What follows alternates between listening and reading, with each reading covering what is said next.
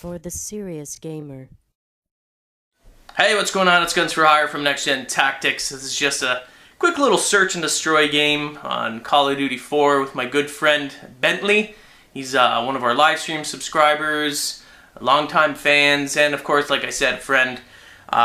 So I'll put a link to his channel if I can find it. I'll put it on there if you want to go check him out, take a look at this stuff.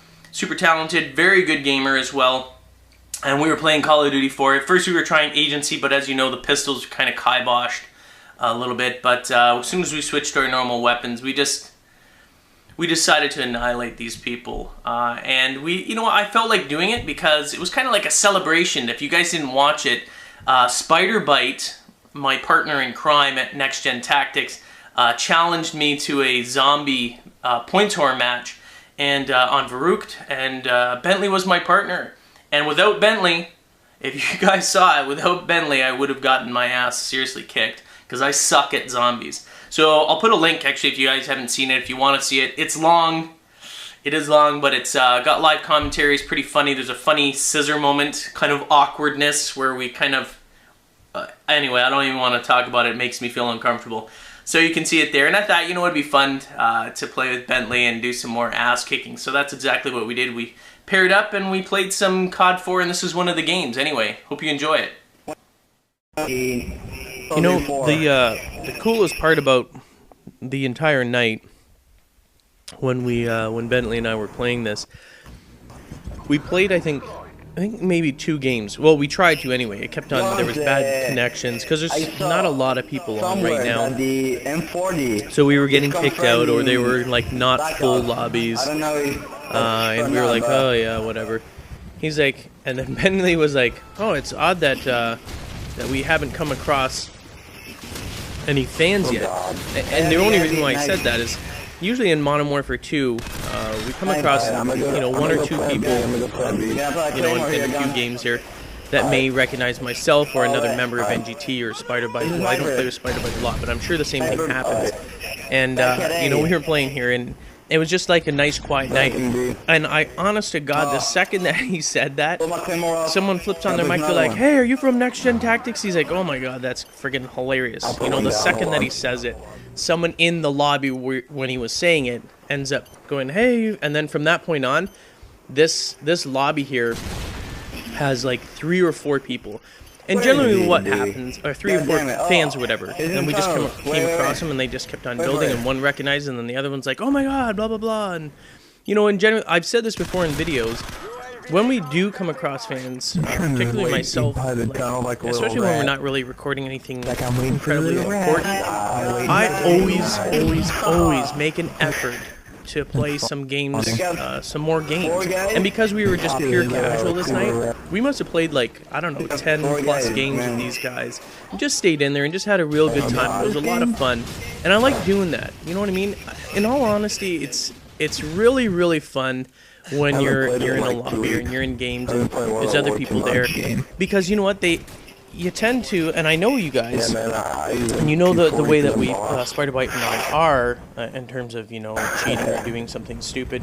And generally, you guys are very, very respectful, and I love playing with you guys. I seriously and honestly do. It's always a lot of fun. It's fun to interact with you guys. I find I have more fun myself because I'm not taking it so seriously. I'm just trying to, like, you know what, I'm just going to have some fun. And although the one thing I do typically do every time, and it's more, you know, I got sort of public image, I guess, for a lack of better words, a public image that I have to worry about. So whenever I know there's a fan in there, whenever, you know, one of you guys are like, hey, what's going on, guns, blah, blah, blah, I go into super try-hard mode. I still try and have fun, because that's the main thing. I mean, I don't want to make it all stressful on anyone and make it look like, you know, I'm going to be yelling at them, why didn't you do that? Blah! And I would never do that, and I don't. Any of you guys out there that have ever played with me randomly, you know that I don't come down hard on you guys, unless you were glitching or something, and then I don't really give a crap. However, I go into ultra try-hard mode because, you know what, I figure if there's fans in there, they expect a certain production level out of me when I play. And if I went in there and I just, you know, was fooling around or, you know, acting like a complete knob and just getting annihilated, which, you know, you're going to have those games regardless, but you know, they would probably be like, wow, man, how does this guy make videos? I mean, he blows. And granted, my accuracy is atrocious. And I know some dickheads out there always have to make that note, and I'm sure that I said it now. You will too. Ha ha ha, and I'm going to find you too in the comments. I will. I'm going to find you. Oh my god. But I compensate with my strategies, and that's it. I mean, that's essentially why I use the MP5 as well. I think that's why it became sort of, it became my favorite weapon to use, other than the M16. I know, scrub. Anyway, I use it because it's, you know, it's the ability, the power behind it, the damage or whatever, the fire rate is perfect for someone like me. And what I use is sort of strategy to compensate for my inability to be accurate. I really have to work on my accuracy. But I don't care about accuracy. Lots of people care about different things in these games.